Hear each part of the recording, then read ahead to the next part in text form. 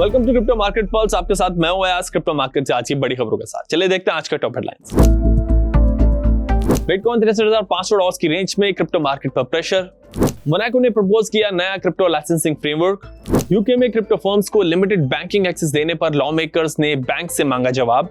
Stable coins और digital pound की compatibility test करेगा बैंक ऑफ इंग्लैंड। बिटकॉइन इस वक्त 63,500 की रेंज में ट्रेड कर रहा है। पिछले 3 दिनों से प्राइस में कोई मेजर मूव नहीं आया है और बिटकॉइन 63,000 से 64,500 के बीच कंसोलिडेट कर रहा है। कल यूएस का जुलाई का पीपीआई इन्फ्लेशन डेटा भी आया जो एक्सपेक्टेशन से कम रहा, लेकिन इसके बाद भी बिटकॉइन $64,000 के ऊपर सस्टेन नहीं कर सका। मार्केट सेंटीमेंट पर इस हफ्ते यूएस स्पॉट बिटकॉइन से हुए $325 मिलियन के नेट आउटफ्लो का भी प्रेशर है। डेरिवेटिव साइड पर पिछले 24 घंटों में बिटकॉइन में $50 मिलियन की लिक्विडेशंस हुई हैं। यूरोपियन कंट्री मोनाको ने नया क्रिप्टो लाइसेंसिंग फ्रेमवर्क प्रपोज किया है जो ईयू के माइका और एफएटीएफ के स्टैंडर्ड्स के साथ क्लोजली अलाइंड है। इसके तहत मोनाको में ऑपरेट करने के लिए क्रिप्टो सर्विस प्रोवाइडर्स को पहले वहां के रेगुलेटर सीसीएएफ से अप्रूवल लेना होगा। साथ ही कंपनीज पर गवर्नेंस, फाइनेंशियल स्टेबिलिटी और कंडक्ट से जुड़े सभी रेगुलेशंस एप्लीकेबल होंगे। यूके में लॉ मेकर्स ने देश के बड़े बैंक के सीईओज को लेटर लिखकर क्रिप्टो फर्म्स को बैंकिंग सर्विस ना मिलने का इशू उठाया है। यूके के crypto and digital assets all party parliamentary group ने सीईओ से कहा है कि बैंकिंग एक्सेस लिमिटेड होने से यूके में क्रिप्टो फर्म्स के लिए ग्रो करना मुश्किल हो सकता है। साथ ही इसका असर उन कंपनीज पर भी पड़ रहा है जो यूके में नया इन्वेस्टमेंट करना चाहती है। अगली खबर भी यूके से है, जहां बैंक ऑफ इंग्लैंड ये टेस्ट कर रहा है कि स्टेबल कॉइन्स और डिजिटल पाउंड एक साथ कैसे काम कर सकते हैं।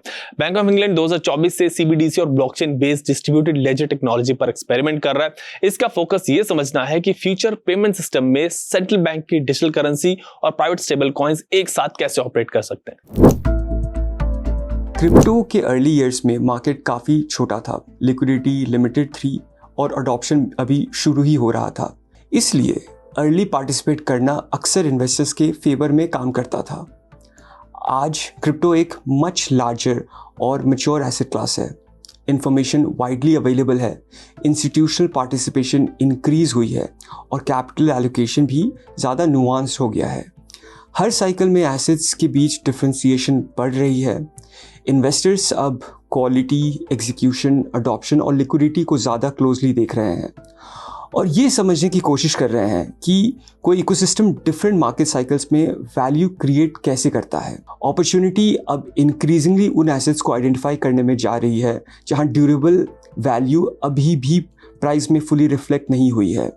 अल्टीमेटली सेलेक्टिव होने का मतलब है फ्यूअर वेल रिसर्च डिसीजंस लेना जो आपके पोर्टफोलियो, फाइनेंशियल गोल्स और रिस्क एपेटाइट के साथ अलाइंड हो।